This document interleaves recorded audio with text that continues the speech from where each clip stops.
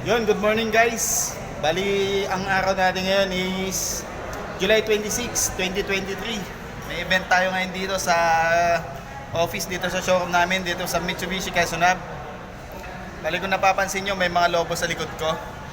Kasi yung araw ngayon, may event tayo ng MSME. Yun, pa-event ng MMPC. Tsaka ito, nasa likod natin is yung L300. Yan po yung features car natin ngayon. Bali, yun nga. Dahil nga tag-ulan, tapos yung mga dahil L300, yan kasi ginagamit natin sa mga small business, yung mga nagsisimula, maganda yan. Kaya yung mga bagong business owner dyan, at saka yung mga ito yung sinasabi ko sa mga vlog ko dati, sa L300, na kung kukuha kayo ng investment na sasakyan, ito, L300 talaga, eksakto to. Kasi kung kukuha naman kayo ng mga pang service kasi every year nagde-depreciate value yan. Kaya hindi matawag na investment yan. Ito kasi L300 na to, ginagamit natin sa negosyo, kumikita. Same time, pang matagalan po yan talaga. Subok na po. Ito, tignan natin kung anong meron dito.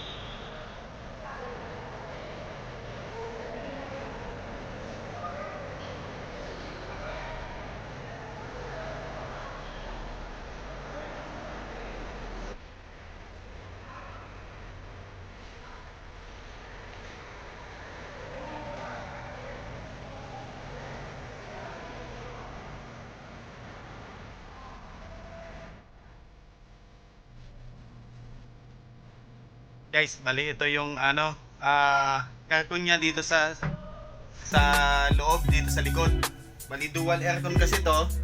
Bali ito yung pinaka aircon niya, ito yung mga aircon vent. Yan, malaki yan. Tapos nandito yung control. Yan.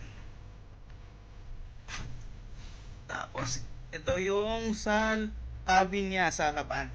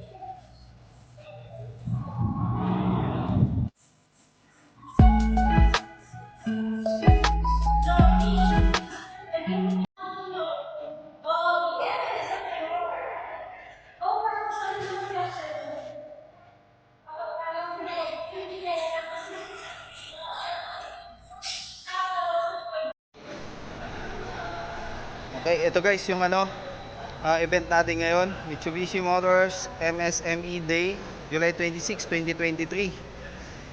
Bali, para sa mga business owners to. Saka yung mga micro, small, medium enterprises, sakto sa inyo to, L300. Para kasama nyo sa negosyo. Sa L300, marami tayong mga variant niyan. Although isa lang naman yung natin L300 kasi nga exceed lang siya. Pero maraming body na ibig kong sabihin. Ayan. Andyan yung aluminum van, refrigerated van, modern PUV class 1. Ito yung inaano namin na pwede mong pampalit sa mga jeep. Yung mga transportation. Ayan. Ayan. Tapos ito, meron tayo dito drop side. Ayan, pwede tong drop side sa mga nagdi-deliver ng mga tubig. Ayan. Ayan, mga bottled water, mga ganyan. Saktong-sakto to. Ayan, yung mga gustong bumili ng L300 at magpapa-customize ng mga body na gusto ninyo, eto, pwede po. Ito sa inyo yung loob ng L300. Ito.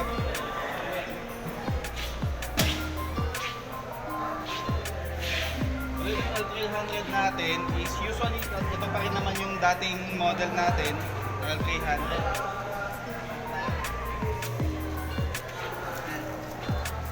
Ito kasi, yung iba na concern natin sa L300 is manipis yung steering wheel. Bali, ito kasi yung dati yung design.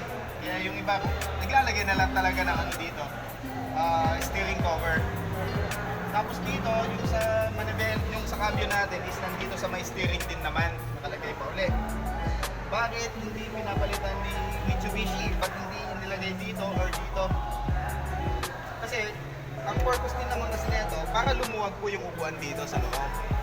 Kasi, once na nandito sa gitna yung cambio, halos wala na makaupo dito sa gitna.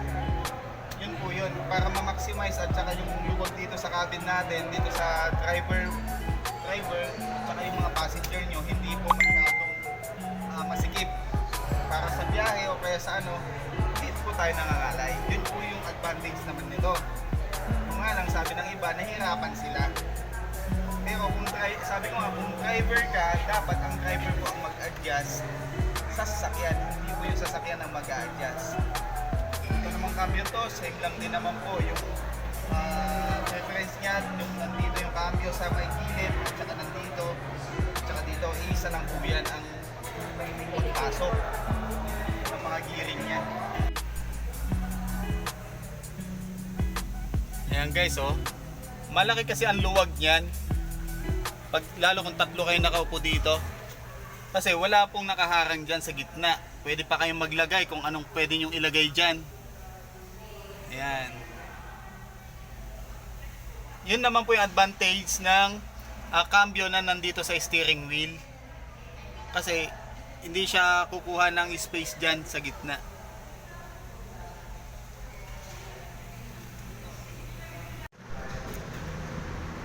Yun guys, bali hanggang dito lang yung videos natin. Yung mga gusto mag-avail ng L300 sa promo natin, pwede nyo akong i-text or tawagan dito sa number ko na to para ma-replyan ko po kayo kaagad or mag-comment kayo dito sa vlog natin. Maraming salamat sa lahat po ng nanood ngayong araw sa ating vlog. Sana may mga nakuha kayong mga konting info regarding sa L300. Maraming salamat at saka sa susunod na videos, pa-follow po o kaya pa-subscribe para updated po kayo sa lahat ng mga videos na i-upload natin. Maraming salamat and bye-bye.